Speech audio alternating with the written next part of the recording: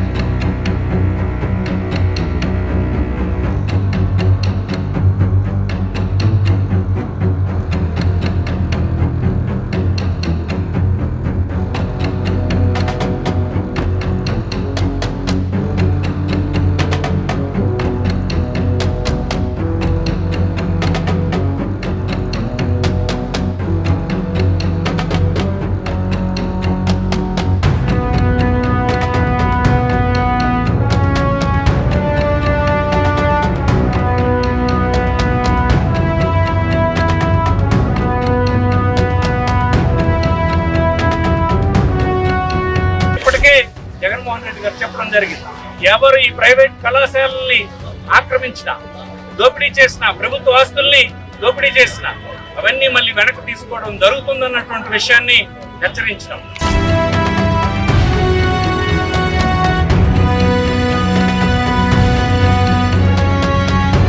ప్రభుత్వం తెచ్చినటువంటి వైఎస్ఆర్ కాంగ్రెస్ పార్టీ ప్రభుత్వం తెచ్చిన కళాశాలల్ని, ఆ కళాశాలకు అనుబంధంగా పనిచేస్తున్నటువంటి జిల్లా ఆసుపత్రుల్ని మీరు ప్రైవేట్ పీపుల్కి ఇస్తున్నారని అంటే ఎంత మీరు బరితెగించారు, ఎంత రాజ్యాంగ విరుద్ధమైన పరిపాలన చేస్తున్నారు.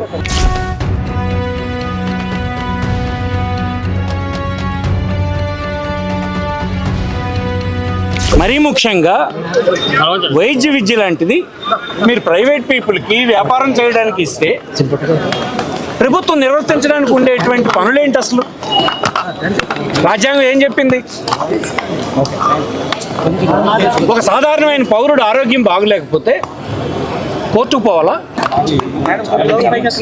రాజ్యాంగ మార్గదర్శక నిర్దేశంలో ఇది లేదా? ఇది ప్రభుత్వం చూడాల్సినటువంటి అంశం కాదా? ఇవాళ ప్రతి కుటుంబానికి ఉన్నటువంటి ఎక్స్పీరియన్స్ ఏంటి? ప్రైవేట్ హాస్పిటల్కి పోతే హాస్పిటల్ వద్ద మధ్యలో ఆ వ్యక్తికి ఉన్నటువంటి ఆస్తి అంతా ఫీజుల రూపాయన వసూలు చేసే పని జరుగుతుంది. సుమారుగా ప్రతి కుటుంబానికి ఒక అనుభవం ఉంది. ప్రతి కుటుంబం కూడా చెడిపోవడానికి, ఆర్థికంగా చెడిపోవడానికి కారణం ఈవేళ కార్పొరేట్ వైద్యం. ఇంకా మీరు ప్రైవేట్ వైద్యాన్ని తెచ్చి ఉన్నటువంటి ఈ వైద్యానికి పకడ్బందీగా పేదవాళ్ళకి అందించే పని చేయకపోగా, గత ప్రభుత్వం తెచ్చినటువంటి వైఎస్ఆర్ కాంగ్రెస్ పార్టీ ప్రభుత్వం తెచ్చిన కళాశాలల్ని, ఆ కళాశాలకు అనుబంధంగా పనిచేస్తున్నటువంటి జిల్లా ఆసుపత్రుల్ని మీరు ప్రైవేట్ పీపుల్కి ఇస్తున్నారని అంటే ఎంత మీరు బరితెగించారు, ఎంత రాజ్యాంగ విరుద్ధమైన పరిపాలన చేస్తున్నారు. ఇవాళ ప్రతి హాస్పిటల్కి పోయిన ప్రతి కుటుంబం గోలుమని ఏడుస్తూ ఉంది. ఆరోగ్యశ్రీని నిర్వీర్యం చేసేసారు. గవర్నమెంట్లో ప్రైవేట్ హాస్పిటల్లో పనిచేస్తున్నటువంటి డాక్టర్లు నెలకి ఇంత కలెక్ట్ చేయాలన్నటువంటి నిర్దేశంతో దోచుకుంటూ ఉంటే కళ్ళొప్పగించి ప్రభుత్వాలు చూస్తూ ఉంటే కేంద్ర ప్రభుత్వం కానీ రాష్ట్ర ప్రభుత్వం కానీ ఇంకా కఠినమైనటువంటి చట్టాలు తీసుకురావాలి. వైద్యం అనేది అతి చౌకగా పేదవాడికి సామాన్య కుటుంబాలకు అందాలి. వాళ్ళ ఆర్థిక పరిస్థితులు చెడిపోవడానికి వైద్యం అనేది కారణం కాకూడదు. ఇంత మంచి రెస్పాన్సిబిలిటీని మీరు విడిచిపెట్టి ప్రాధాన్యత కలిగినటువంటి బాధ్యతను వదిలేసి ప్రైవేటైజేషన్ వైపు మీరు పరుగులు తీస్తూ ఉత్సాహంగా మాయ మాటలు చెప్తున్నారంటే ఇంత బాధ్యతారాహిత్యం ఇంకొకటి లేదని నేను అభిప్రాయపడుతున్నాను.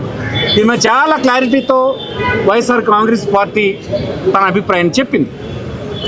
మెడికల్ విద్య, దానికి అనుబంధంగా వచ్చినటువంటి ఆసుపత్రులు ప్రైవేట్ పీపుల్ చేతికి ఇవ్వడం అనేది మేము అంగీకరించము. ఒకవేళ బరి తెగించి ప్రభుత్వం ప్రైవేటైజ్ చేస్తే మళ్ళీ నెక్స్ట్ అధికారంలోకి వచ్చినటువంటి వైఎస్ఆర్ పార్టీ ఈ కళాశాలల్ని, వైద్య హాస్పిటల్ని మళ్ళీ ప్రజలకు ఇవ్వడానికి నిర్ణయం తీసుకుంటుందన్నటువంటి విషయం ఇప్పటికే మా నాయకుడు జగన్మోహన్ రెడ్డి చెప్పడం జరిగింది. మీరు గత ప్రభుత్వాన్ని చూసైనా మీరు నేర్చుకోరా? ఆ రోజు వచ్చినటువంటి కరోనాను ఎదుర్కొన్నటువంటి తీరు చూసారా? దేశంలో ఏ రాష్ట్రం చేయనటువంటి విధంగా కరోనాను ఎదుర్కొన్నటువంటి రాష్ట్రం మనది. అయితే ప్రభుత్వం మీది కాదు.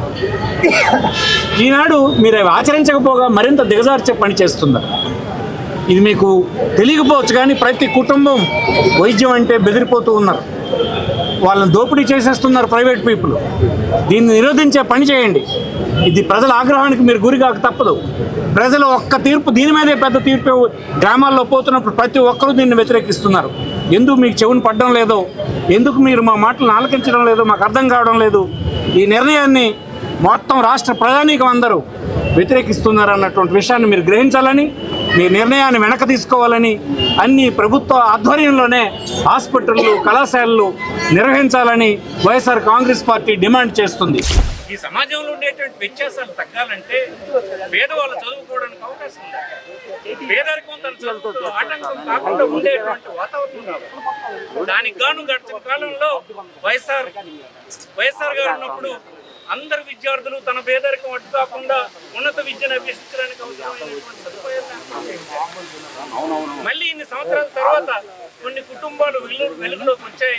చదువుకొని ఉన్నత విద్యను అభ్యసించి వారి ఆర్థిక స్థితిలో మెరుగుపడి సమాజ స్థాపనకు దోహదం చేస్తున్న పరిస్థితుల్లో మళ్ళీ కళాశాలల్ని ప్రైవేటైజ్ చేసి వ్యాపారం చేసేటువంటి పనిని ఈ ప్రభుత్వం ప్రోత్సహిస్తుంది.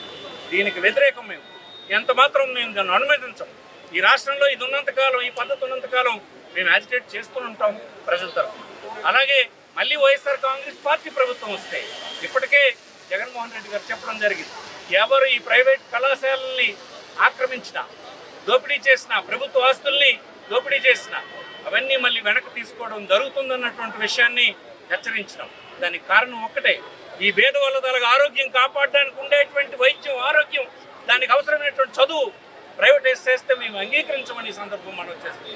వెంటనే ఈ ప్రభుత్వం ప్రైవేటీకరణ నిర్ణయాన్ని